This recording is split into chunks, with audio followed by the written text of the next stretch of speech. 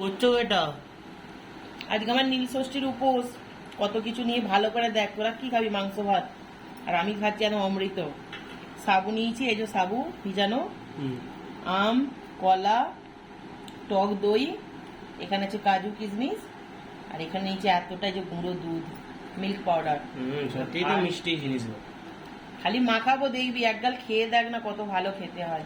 কিন্তু এটা হাতের সাহায্যে মাখতে হবে। এইসব জিনিস হাতে করে না মাখলে ভালো হবে না।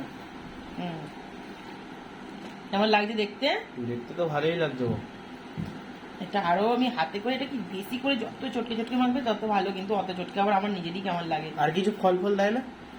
যে যেমন ফল খাবে, আমি বেশি দিন ওই আমার কলাটাই দিই। দেখেছিলাম একজন তরমুজ ফরমুজ দেয় বলে। তো দিদারা দেয় তো, তরমুজ দেয়, বেদানা দেয়, বলছি তো যে যেমন দেয়। ঠিক আছে, তাহলে এনজয় করে একটু খেয়ে দেখি কেমন হয়েছে।